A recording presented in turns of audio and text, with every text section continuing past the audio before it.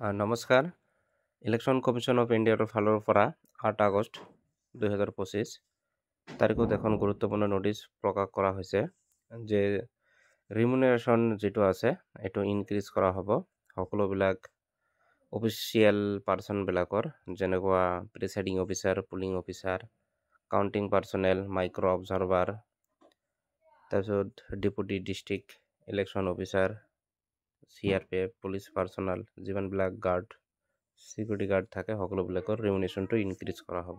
যিহেতু ইলেকশ্যনৰ কামবোৰ কৰিবলৈ বহুত সময়ৰ প্ৰয়োজন হয়, বহুত টাইমৰ প্ৰয়োজন হয়, কেতিয়াবা একমাহ সময় লাগি যায়, সেইকাৰণে এই অফিচিয়েল পাৰ্চনবিলাকৰ ৰিমুনেশ্যনটো ইনক্ৰিজ কৰিবলৈ চৰকাৰে সিদ্ধান্ত লৈছে। তো ইনক্ৰিজ ৰিমুনেশ্যনটো কেনেধৰণৰ হ'ব? যিসকলে প্ৰিচাইডিং অফিচাৰ আৰু কাউণ্টিং অফিচাৰ থাকিব, সিহঁতক আগতে 350 দিয়া হৈছিল পাৰ ডে, এতিয়া 500 দিয়া হ'ব পাৰ ডে। পুলিং অফিচিয়েল যিবিলাক আছিল, first polling, second polling, third polling, সিহঁতক 250 কৰি দিয়া হৈছিল পাৰ ডে, এতিয়া 400 কৰি দিয়া হ'ব। আৰু কাউণ্টিং এছিষ্টেণ্টসকলক আগতে 250 কৰি দিয়া হৈছিল পাৰ ডে, এতিয়া 450 কৰি দিয়া হ'ব per day. Class 4 employees for various duties, সিহঁতক 200 দিয়া হৈছিল পাৰ ডে, এতিয়া 350 কৰি দিয়া হ'ব পাৰ ডে।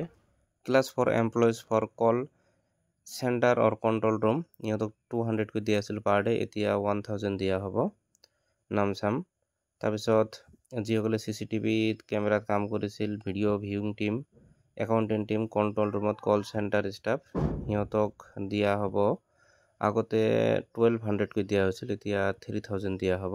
আৰু কিছুমানক 1000 দিয়া হৈছিল, এতিয়া 2000 দিয়া হ'ব লামচাম।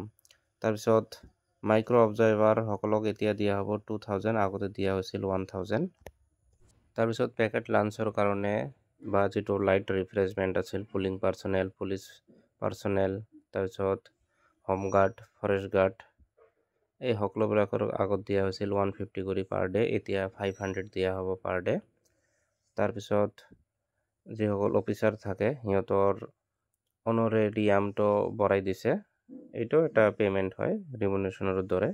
ডেপুটি ডিষ্ট্ৰিক্ট ইলেকশ্যন অফিচাৰ আগতে কোনো ৰিমুনেশ্যন দিয়া হোৱা নাছিল, এতিয়া যিমান বেছিক পে' পায় তাতকৈ বেছি দিব। যদি বেছিক পে' 25,000 পায়, 25,000 বেছি দিব, 30,000 পালে 30,000 বেছি দিব, তো বহুত বেছি ৰিমুনেশ্যন দিয়া হ'ব। তাৰপিছত CAPF পাৰ্চনেল বা কামাণ্ডাণ্ট যিটো আছে, তাৰপিছত deputy commandant, assistant commandant, medical officer, ইহঁতক 2500 কৰি দিয়া হৈছিল 15 দিনৰ কাৰণে বা তাতকৈ কম হ'লে, এতিয়া 4000 দিয়া হ'ব। আৰু বাকীবোৰক দিয়া হৈছিল 1250 পাৰ উইক দিয়া হৈছিল, এতিয়া 2000 পাৰ উইক দিয়া হ'ব। তাৰপিছত inspector, sub inspector, assistant sub inspector, ইহঁতক 15 দিন বা তাতকৈ কম হ'লে 2000 দিছিল, এতিয়া 3000 দিব। আৰু কিছুমানক 1000 পাৰ উইক দিছিল, এতিয়া 1500 পাৰ উইক দিব। আৰু কিছুমান হেড কনষ্টেবল, সিহঁতক 15 দিন বা তাতকৈ কম হ'লে 1500 দিছিল, এতিয়া 2500 দিব। আৰু 15 দিনৰ কম হ'লে 750 পাৰ উইক, এতিয়া দিব 1250 পাৰ উইক। তাৰপিছত assistant expenditure observer, sector officer, police sector officer, সিহঁতক ফুল টাইমৰ কাৰণে 7500 দিছিল, এতিয়া 10000 দিয়া হ'ব। ধন্যবাদ।